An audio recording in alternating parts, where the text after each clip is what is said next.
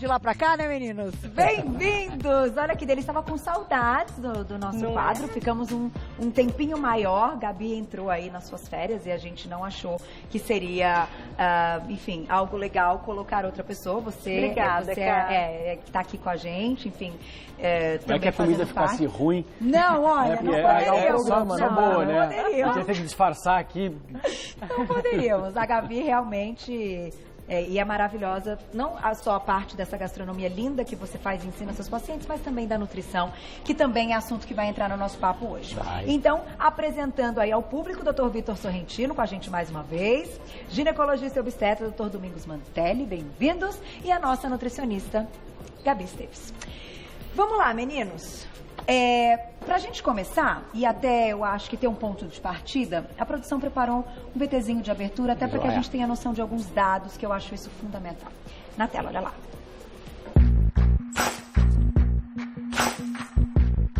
A doença não deixa marcas aparentes. É impossível de ser diagnosticada por exames de imagem. E confundidos com uma tristeza normal, os sintomas podem passar despercebidos.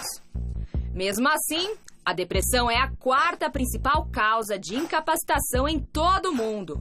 E de acordo com projeções da Organização Mundial da Saúde, em 2030 ela será o mal mais prevalente do planeta.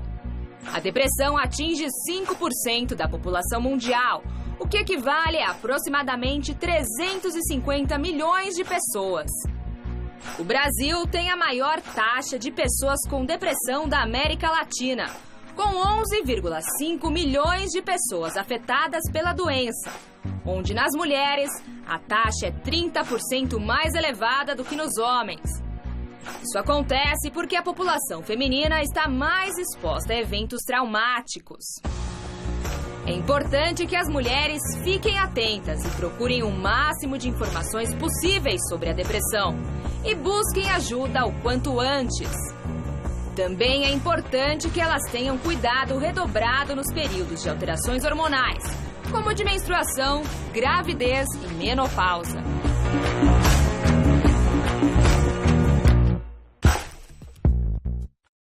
Tá aí, gente, embora o que eu falei no início do programa, antes da abertura do quadro, a gente tá aqui sempre com um sorriso, levando um bom humor. A gente começou com uma brincadeira, mas o assunto é muito sério. E o meu desafio aqui, toda vez que eu sento para conversar com vocês, é trazer, tentar iniciar um debate para que seja produtivo e que a gente consiga mudar algumas coisas que estão acontecendo, que para muitas pessoas não tem aí... ou não dão valor e acham que aquilo que está acontecendo é normal e aceitam de uma forma normal, ou estão buscando ajudas que muitas vezes não vão ser eficientes. Então, eu queria abrir o nosso papo hoje entendendo um pouco do lado médico, tá? Tanto do que está acontecendo, de hábitos, de sociedade, e para entender o aumento desses dados, desses números, né, dessa angústia e do que as pessoas dizem estarem sentindo, né, e procuram rapidamente alguém para ser diagnosticado como depressão, e nem sempre é. Então, quero ouvir essa parte médica. E o que hoje é considerado, sim, depressão, e que é uma doença, sim, mas que nem todo mundo que está tratando depressão tem depressão, certo? Certíssimo. É mais ou menos por aí? É mais ou menos por aí, Carol. Depressão é uma doença, claro, mas o grande problema é que muita gente é diagnosticada como depressiva erroneamente, né? A gente vê muitos pacientes, até no dia a dia no consultório, tomando antidepressivos quando a causa não é depressão. A gente tem que saber muito bem diferenciar a depressão de uma tristeza. Eu vou dar um exemplo, de repente faleceu um ente querido, faleceu um pai, faleceu uma mãe. Você não está depressivo, você está triste, é uma coisa lógica. Sim, você vai ficar triste com a situação. O quadro depressivo é uma coisa que vai muito além, é uma coisa que se perdura e traz uma série de consequências, é um estado crítico. Tá. Agora, existem também situações físicas que simulam estados depressivos. Esse é o grande ponto. Muitas vezes, uma mulher com uma alteração na tireoide ou uma alteração na glândula suprarrenal, uma alteração na produção de hormônios, ela acaba mimetizando um quadro de depressão. Ela entra num quadro de tristeza, de melancolia e que muitas vezes procura um psiquiatra e sai de lá tomando um antidepressivo. E que continua com os hormônios bagunçados. Exatamente. Você não tratou o problema, você não tratou a causa, você, na verdade, mascarou o problema. Vou até um pouco além, estava até comentando agora aqui com o Vitor, tem muitas mulheres que às vezes a gente tira o anticoncepcional e os sintomas melhoram. Porque são pode hormônios estar ligado sintéticos, vão competir com os mesmos receptores, alteram essa produção toda, tanto hormonal quanto dos neurotransmissores, e a mulher acaba tendo um quadro desse. Então não adianta a gente só entrar com remédios, tem que tentar buscar a causa e resolver o problema. E algumas causas, eu imagino que a prática no consultório, né, doutor Vitor, também da queixa, muitas vezes, de olha, eu estou me sentindo, enfim, vem o quadro de depressão que a pessoa relata. Tristeza, angústia, fadiga e outras coisas do tipo, não tenho vontade de fazer nada. Como é que é isso, então? Para você, o que caracteriza quando você recebe paciente assim com essa queixa?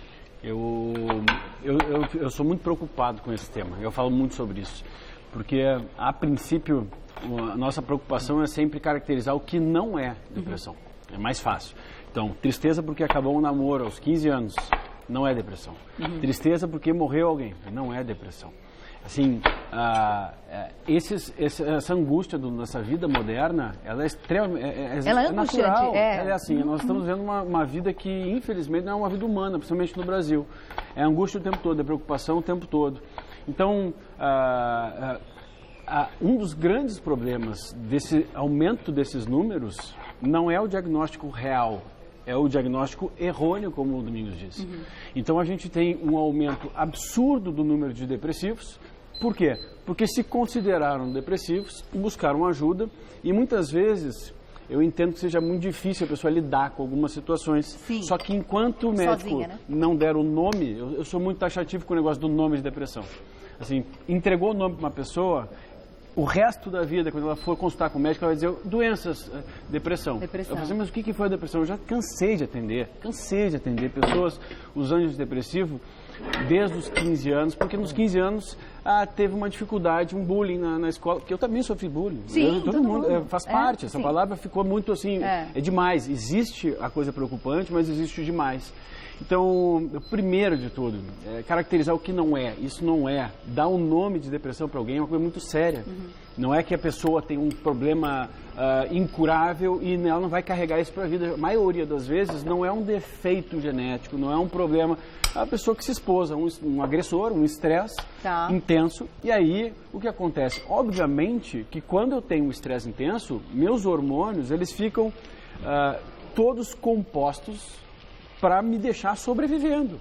O estresse pra gente é sobrevivência, Carol. É como se tivesse um leão na minha frente querendo me atacar. Sim. Mas é o telefone, é a briga, não interessa, o corpo se posiciona da mesma forma. Entendi. Ele vai ativar a glândula adrenal, é cortisol, é adrenalina alta. E quando eu tenho cortisol alto, eu não produzo adequadamente serotonina.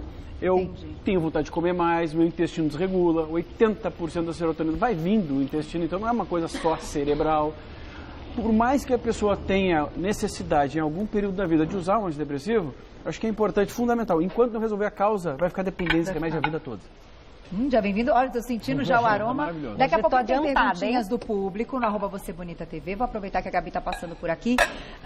Isso que vocês colocaram, eu acho que é bem assim, o que eu imaginava dentro dessa questão, né, do que eu tenho lido a respeito e do que eu recebo muitas vezes de recado também das pessoas, como um pedido de ajuda.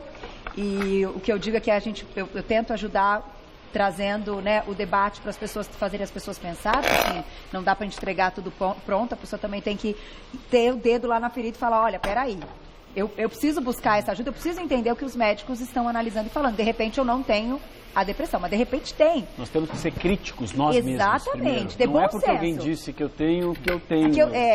Entender, ter bom senso e inteligência nesse momento, porque a gente está falando de uma coisa séria. E sabe o que eu percebo também, Carol?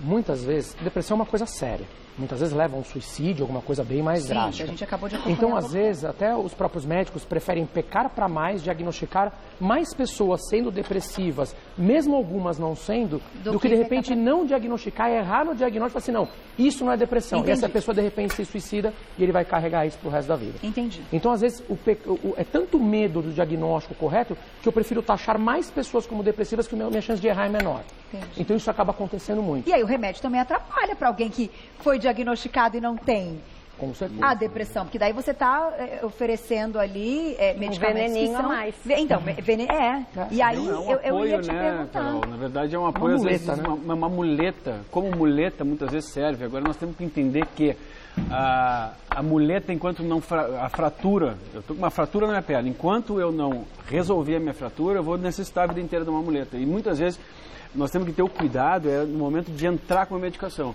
Eu costumo comparar para as pessoas assim, eu nunca usei, né? Mas o usuário de cocaína, ele nunca vai achar o café estimulante. Mas o café é estimulante, deve ser estimulante. Mas ele já foi para o ponto máximo. Então, nós não pegamos a pessoa naquela época, assim, vamos olhar os hormônios, vamos ver se a tireoide está sofrendo nesse momento, se a adenoide está sofrendo, se os hormônios sexuais estão sofrendo, se o sono está bem, porque dá para organizar isso muitas vezes. O sono, já vamos falar do sono. Segura essa parte do sono que ela é importantíssima. Eu vou deixar uma perguntinha do público e vou deixar uma perguntinha para a Gabi também.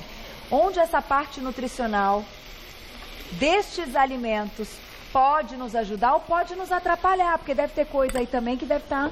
né, diminuindo muitas vezes a absorção de algo que vai melhorar nossa alegria, nossa felicidade, né? Sorriso. Vamos colocar a perguntinha do público na tela, olha lá, quem escreveu pra gente. Obrigada, Vivi, um beijo pra você. Tenho um bebê de 1 ano e desde que ele nasceu, sinto que perdi a vontade de fazer várias coisas.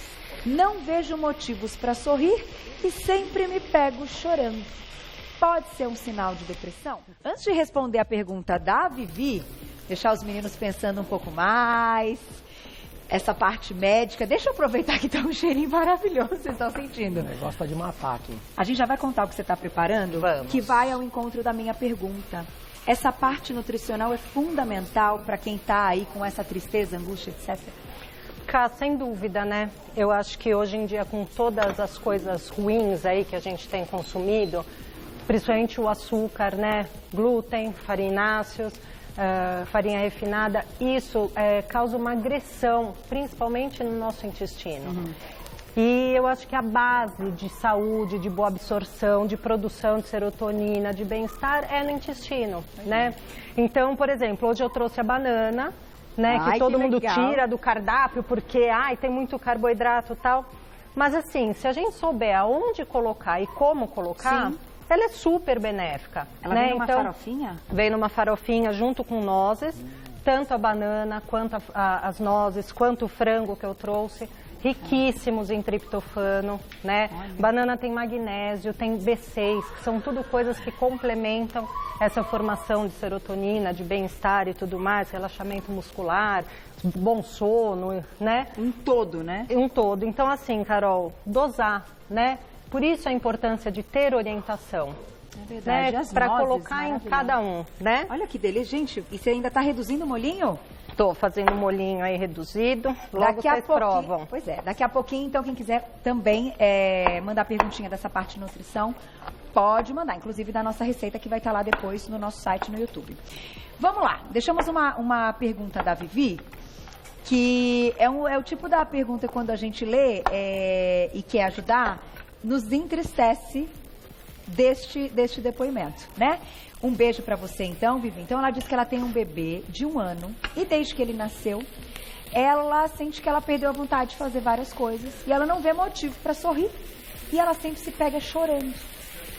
Se isso pode ser um sinal de depressão, me arrepiou aí um pouco o depoimento, quero ouvir vocês. Essa pergunta acho que é pro Vitor, né? Responder. Vamos... eu acho que é pros dois, veja bem. Acho que é pros dois. Né? Vamos lá. É complicado. Carol, uma coisa muito comum. Gravidez, parto, pós-parto, a maior ebulição hormonal que pode existir no corpo de uma mulher. Todo esse período, ao longo da gestação, no momento do parto e no pós-parto.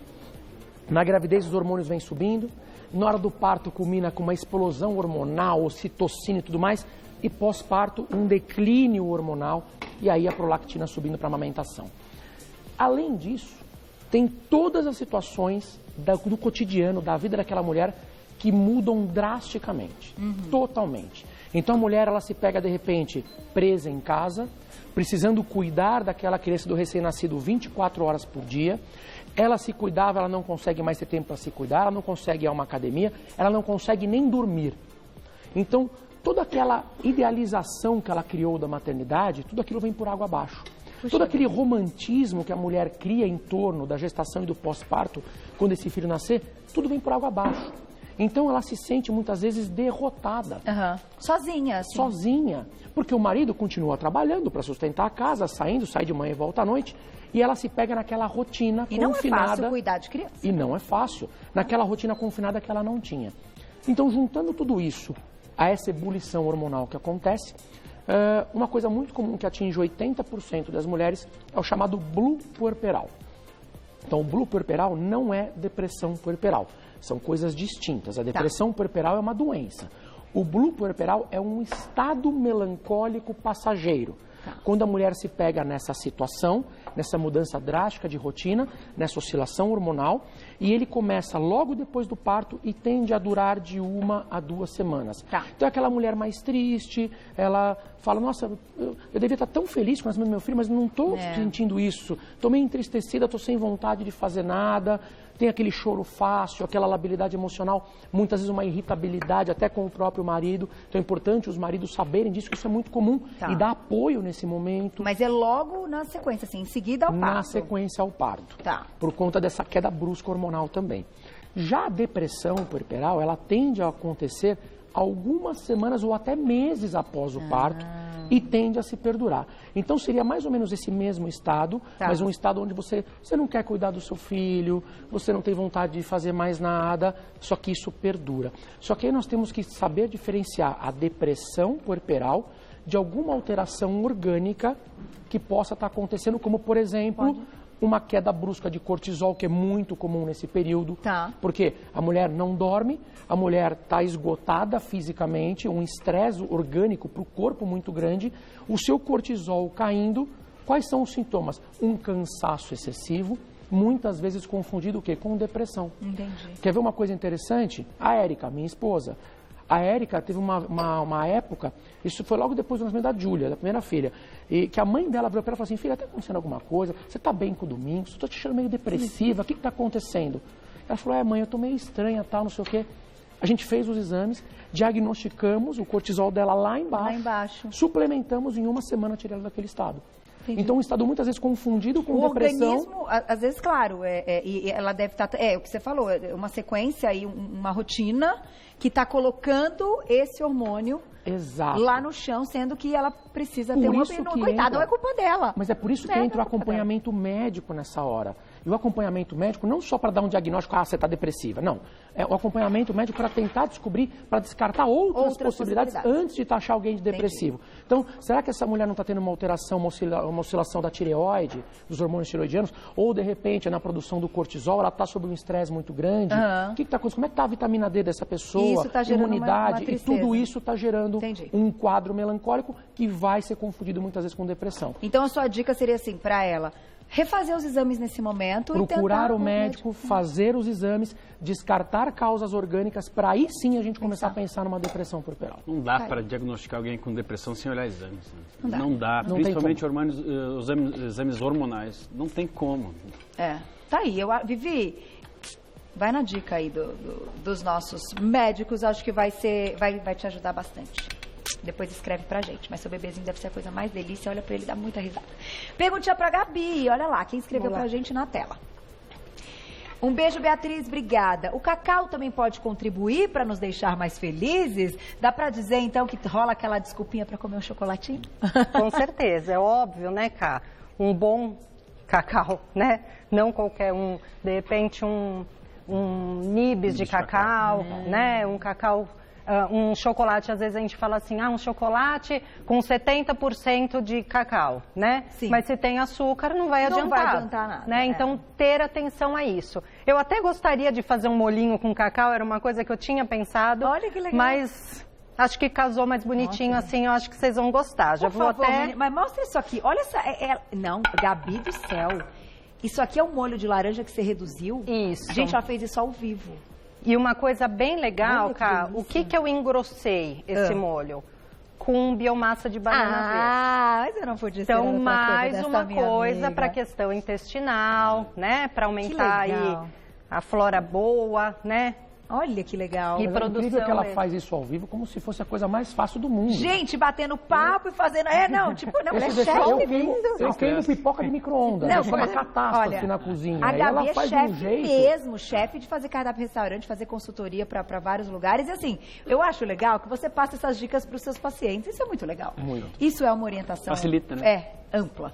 Vamos para mais uma perguntinha. Olha lá. Ai, gente, tô louca para experimentar aqui. Esse cheirinho ótimo na tela. Um beijo, Jéssica. Obrigada. Bom, o que é depressão bipolar? E aí? Existem algumas variações da depressão? Depressão é tudo igual, gente. Como é que é essa história? Então, a Jéssica quis nos falar sobre o transtorno bipolar, né? A depressão é um dos estados do transtorno bipolar. Tá. Então, geralmente, a pessoa que tem um transtorno bipolar, isso realmente é uma doença, né? Então, é uma doença de organização cerebral, de ordem cerebral, de organização de neurotransmissores. Onde a pessoa experimenta fases que ela está na mania. Mania, a gente fala, a pessoa maníaca, né? Mania está hiperestimulada e ela oscila com alguns períodos que ela está hipo, né? Que ela está depressiva, com sintomas de depressão, realmente. Tá. Então, a unipolaridade do transtorno bipolar seria a depressão, e a outra unipolaridade, cada polo, é o extremo da mania. Que é uma pode doença. estar associado. Aí nós estamos falando de outra coisa, realmente. Nós estamos aqui falando de depressão. Essa é a depressão, nesse caso, é um dos estágios dessa doença que precisa de medicamento. Essa precisa. A maioria das pessoas, sim. E é um diagnóstico que geralmente não tem tanto erro assim, né? É claro que há a possibilidade de erro, porque eu sou um cara que tem bipolaridade, o Domingos também, todo mundo tem um pouquinho da bipolaridade. Entendi. Tá. Né? Se a gente for ler esses livros, a gente tem que alertar as pessoas para ter muito cuidado ao lerem esses livros. Porque a gente se enquadra em durante a faculdade a gente brinca, nossa, me enquadrei em todas as doenças psiquiátricas, porque a gente tem um pouquinho de todas. Tá. Ontem eu postei sobre um médico muito conhecido na psiquiatria, Dr. Alan. Ele foi o cara que coordenou a grande bíblia da psiquiatria, e o que ele coloca lá é muito assustador, que ele gosta. Nós transformamos problemas cotidianos em transtornos mentais. Então a gente tem que ter muito cuidado com isso. É verdade. Né? Porque eu às vezes vou ficar mais feliz, mais triste, né? E aí vem o ponto do como a gente pensar primeiramente, eu até brinco, assim, tem depressão, primeiro, passa no nutricionista. Eu sou médico, então passa no nutricionista. Muda a alimentação. Muda a alimentação, melhora o intestino. Depois procura causas orgânicas, dá para fazer yoga, dá para fazer exercício físico. O melhor antidepressivo que tem natural para alguém que não tem a doença, exercício físico. Há um baita do estímulo. E mesmo que a pessoa tenha receio de ir no começo, né, a gente tem como estimular essa pessoa também. Tem como montar fórmulas, às vezes básicas, com cafeína, com coisas assim, pequenas, que podem fazer a pessoa se estimular. Então, mas suplementações adequadas. A pessoa se estimular aí, eu estou tomando suplementos, então eu vou. Com coisas naturais, com princípios ativos naturais. Né? O primeiro é pensar o que está faltando no corpo. O que pode estar faltando no corpo? E depois, aí sim, a gente passa a ter o diagnóstico das doenças de fato. Tá aí. Quem pergunta, Gabi, gente, o que é isso? Tá demais, né? O que é isso? Vocês já experimentaram? Bom apetite. Agora sim. O que é isso? Não, vai estar lá no nosso... Básico, fácil. Daqui a pouco você vai contar os ingredientes da farofa, mas vai estar lá no nosso no YouTube, no site, para quem quiser a receita completa, a Gabi também vai colocar. Vamos lá para a perguntinha para a Gabi na tela, quem escreveu pra gente. Olha lá. Obrigada, Ana. Um beijo para você. É possível prevenir uma possível depressão pós-parto com uma dieta adequada para isso? Vou te ouvir e vou ouvir o Dr. Domingos aí, já que a gente está falando de um momento de gestação. Olha, cara, gestação tem que começar pelo menos 6 meses antes de pensar em ter filho, né? Tem que estar tudo bem bonitinho, né? Óbvio que regular a questão hormonal e fazer uma boa alimentação, uma detoxificação antes, deixar esse intestino perfeito, é óbvio que a gestação vai ser muito melhor, né? Muito menos dependente de medicação, menos risco de hipertensão, menos risco de diabetes e tudo mais. E claro que ajuda. É assim, Carol, o doutor vai falar melhor. Óbvio que a gente tem questões hormonais que a alimentação não vai resolver, como a gente está falando. Tem gente que acha que tem depressão e só de melhorar a atividade física, a alimentação, melhora, sai, porque não era depressão. Mas se realmente for uma depressão pós-parto, a alimentação vai te ajudar, né? Na parte, vamos dizer, complementar do teu corpo começar a reagir melhor, e o médico vai te auxiliar com a medicação. É isso, doutor? Se for necessário. Tem muita coisa, né? Esse universo é... Eu costumo dizer assim, a mulher que quer engravidar, ela estando com o organismo em equilíbrio, é muito mais fácil a coisa fluir bem. Então o equilíbrio é a palavra-chave. Mas como é que eu equilibro um organismo? Pois é. Eu preciso fazer os exames, saber o que está acontecendo, equilibrar a parte hormonal, equilibrar vitaminas, equilibrar minerais, e aí daí para frente a gravidez, a tendência é ela ter menos oscilações. Quanto mais em desequilíbrio você iniciar uma gravidez, mais estrago essa oscilação hormonal vai causar no corpo. Tá. Aquela pessoa que já a gente chama de borderline, né? Aquela pessoa que já anda no limite, que já tem um perfil meio depressivo, meio melancólico, aquela pessoa que tudo que acontece sabe a hiena hard, né? Ó vida, ó Deus, ó azar. Uhum. Aquela pessoa é uma séria candidata a uma depressão puerperal. Tá. Ela já tem uma tendência maior aqui. Então a gente já precisa começar a tratar antes. De engravidar. Antes de engravidar. Quer ver uma coisa simples de fazer? E que muitos podem fazer? A gente tem um receio, um medo muito grande de gorduras. Pode ver que aqui é uma gordura, é uma comida que também tem gordura, foi feita na manteiga. Sim. Em tudo. Em tudo. Nossa, a gente tá espetacular. A gordura é fundamental para o funcionamento do nosso cérebro. Fundamental. Não há meios de se tratar um estado mais entristecido sem dar o substrato do nosso corpo. Sim. Então eu preciso de substrato de triptofano, tem um precursor de serotonina, eu preciso de substrato, B6 substratos, material de construção para eu conseguir construir. Eu preciso do meu intestino com uma boa microbiota, ou seja, uns lactobacilos ali direitinho, que é em parte o que a biomassa faz, ela alimenta esses bichinhos que vivem conosco. E eu preciso entregar para o cérebro o mais rico nutriente para o cérebro. Nosso cérebro é banhado em gordura. Tá. E a gordura, principalmente para o cérebro, está dentro do ômega 3. Que a gente tem muita dificuldade hoje com o ômega 3, porque os peixes, a maioria que a gente compra hoje é criado, então são peixes que não comeram o que eles comeriam naturalmente para que a gordura deles fosse rica em ômega 3. Então hoje é uma suplementação simples de fazer, é acessível de fazer, nós precisamos para sobreviver. Não existe vida sem consumo de ômega 3, a gente não produz ômega 3. Então se eu não entregar para o meu corpo, isso é uma deficiência extremamente comum e que as pessoas, assim, é o mínimo que eu tenho que fazer. E ela só vem da gordura, não existe outras coisas, outros hábitos que a gente tem. Existem algumas outras gorduras, né? Mas assim, a gordura mais tradicionalmente rica em ômega 3 é a gordura do peixe. E peixe barato, a sardinha, por exemplo, é riquíssima. A chia aí ajuda um pouquinho também. A chia ajuda. Você colocou também. A gente tem que se atentar que algumas fontes vegetais, existem pessoas que não têm capacidade de aproveitar, tirar daquele, que lá não é um ômega 3 pronto. Então, nas fontes vegetais, tirar daquilo ali e conseguir absorver como DHA e EPA. Né? Então, os mais comuns são os peixes e a sardinha, que é riquíssima. Olha só. E algo simples, como você falou. Simples, o magnésio é simples. Existe uma tendência a ter medo de gordura, esse é o problema. As pessoas têm medo de comer gordura, acham que vão comer gordura e é a gordura que vai fazer elas engordar. Igual o colesterol, muita gente fala assim, meu Deus, eu tenho medo do colesterol alto. Não. O colesterol muito alto, ele até pode ser prejudicial, mas ele é muito baixo também. Pois é. A grande maioria dos nossos hormônios são feitos a partir do colesterol. O que tem que estar, o colesterol bom, enfim, o HDL, vamos dizer assim, tem que estar bem alto. Isso também é um dos... e a soma deles tem que estar adequada. Na verdade, o que interessa mais é a relação entre eles, a relação entre triglicérides e HDL, e não propriamente um valor absoluto do colesterol. De cada um. Exatamente. E até uma licencinha, a gente vê, eu tenho visto muito em consultório, muitos idosos com demência, com esclerose, com Alzheimer, e isso comprovadamente também é falta da gordura cerebral. Né? Então toma 30 anos seguidos medicamento para tirar colesterol e isso afeta até a questão cognitiva. Foi um estudo publicado agora, faz menos de 3 meses, um estudo publicado na Lancet, uma revista internacional, periódico, sobre isso, sobre hoje o risco de desenvolvimento de demência quando a gente diminui muito o colesterol. Tá. Então o colesterol deve ser ajustado preferencialmente com o estilo de vida. Se houver necessidade, as pessoas têm muito alto, a gente está falando de outra coisa, mas sabendo que são poucas pessoas, perto das pessoas que têm. Porque o negócio está no hábito mesmo, né? Hábito de vida, alimentação. E aí a gente foi para a rua ouvir um pouquinho essa questão da depressão, porque as pessoas relatam, enfim, comentam quando a gente fala desse assunto, que é um assunto atual e que merece aí atenção. Olha lá. Oi, meu nome é Isabela. Eu descobri que eu tinha depressão quando eu tinha 14 anos. Eu fui diagnosticada pela minha psicóloga. Eu fiz tratamento, eu comecei a fazer tratamento com ela. Eu fiquei 1 ano com ela e me ajudou bastante. Eu descobri várias coisas sobre mim mesma, sobre outras pessoas também, sobre como é o mundo.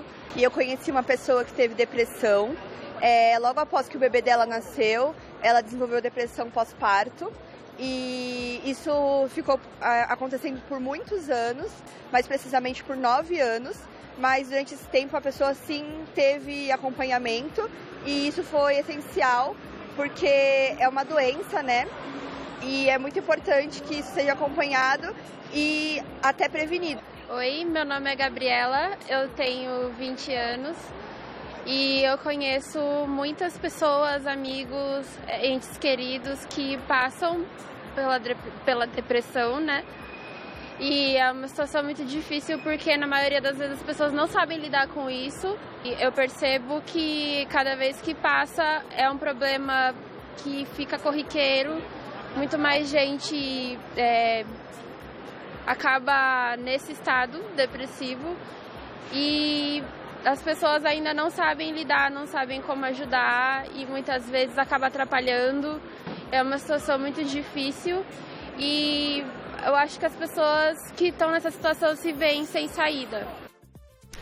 Gente, os relatos são os mesmos, né? Aquilo que a gente falou desde o início, as pessoas com o diagnóstico, muitas vezes sem ter o diagnóstico. E assim, a gente está caminhando para a nossa conclusão do assunto. Eu sei que chegaram muitas perguntas. Eu queria ouvir vocês assim nesse sentido do que é então interessante. Então, assim, procurar o médico, fazer todos os exames e entender se de fato existe sim algo clínico que está acontecendo, que é a depressão. Mas além disso, vocês comentaram rapidamente da atividade física, que é algo que pode ajudar. E nós falamos aqui do que pode melhorar a parte com a alimentação. Mas e o que pode destruir? Porque às vezes a pessoa vai lá, passa em consulta com vocês e vai dizer assim, ó, mas eu ponho a biomassa de banana verde, eu ponho a banana, as nozes, a manteiga para grelhar, nananana, e ainda assim tá tudo bagunçado, porque além disso ela tá colocando mais coisa. Então, né, eu acho que pra gente concluir, vamos para essa parte. Eu acho que é mais fácil bagunçar do que melhorar. Do que melhorar. Porque hoje, tudo que nós consumimos tem disruptores endócrinos. Tem coisas que vão alterar os receptores dos nossos hormônios naturais. Então, é o que você falou, eu faço atividade física, eu me alimento bem, mas a pessoa toma anticoncepcional, ela toma remédio, ela fuma, ou tem hábitos de bebidas alcoólicas, enfim. Come doce. Come doce. Então, uma coisa vai anular a outra. Não adianta você ter um hábito saudável, mas ter alguns hábitos não saudáveis que vão anular aqueles saudáveis.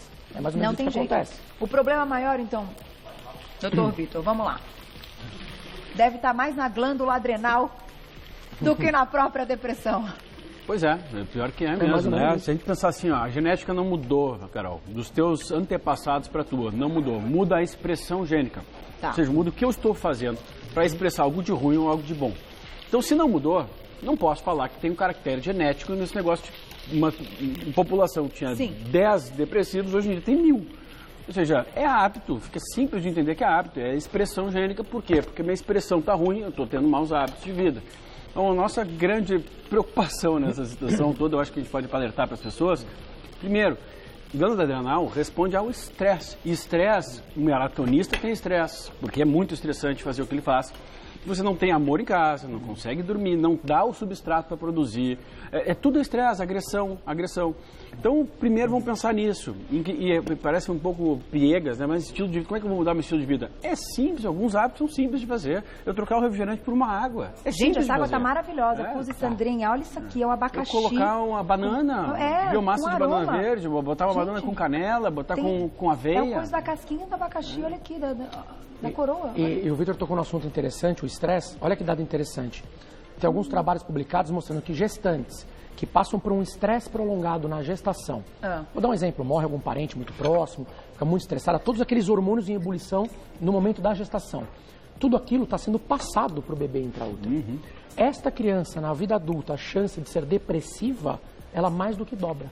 Nossa. Então, as emoções maternas durante a gravidez podem sim aumentar a chance dessa pessoa na vida adulta ser depressiva também. Então o estresse é o grande mal do século, né? E, gente, eu tenho que encerrar, sabe que eu ficaria... Então, é um espetáculo. Nossa, tudo casando é um assunto realmente atual, um assunto sério, um assunto importante. Tô achando que é perseguição com a gente. Toda vez a gente fica lá. Não, é pra todo mundo mesmo. A Mandinha, coitada, dá uns pulos, Tu né? gosta da gente? Ela não gosta. Não, olha, ela gosta. Ela gosta, a gente queria ficar aqui mais tempo, minha diretora, inclusive. Mas, olha, eu quero agradecer vocês, porque o que foi debatido, o que foi colocado é algo importante para que as pessoas, assim, entendam o que eu disse. Pensem... Esclareçam as ideias e procurem ajuda de forma adequada, com bom senso, de forma equilibrada, saibam reconhecer algumas coisas, né? Então eu só posso agradecer sempre esse timaço que a gente tem aqui na nossa Confraria Saudável, que é sempre às quintas-feiras, uma vez aí no mês, quando a gente consegue reuni-los. Vou agradecer ao Dr. Domingos Mantelli, você pode encontrar o trabalho dele lá no Instagram, @domingosmantelli, tudo junto com 2 L's e I no final. Dr. Vitor Sorrentino, @doutor abreviado Victor Sorrentino, também tudo junto. E a nossa nutricionista Gabi Esteves, vou deixar um WhatsApp para vocês, que é o 97367-9977. 97367-9977. Ela é nossa nutri-chefe, na verdade, né? Não é só nossa nutricionista. Pelo amor, hein, amiga? Que é isso? Me convida um dia pra jantar lá na sua casa? Ai, não é? Vamos ter cara de pau. Parabéns. Concordo sim, vai Pode ser um guardar prazer. Não esquece da gente no convite. Eu vou deixar. Bem feliz quando acabar o programa. Obrigado, todo mundo. Obrigado, Carol. Uma vez. Eu tenho certeza que a gente ajudou muita gente. Obrigada. Até a próxima. Obrigada.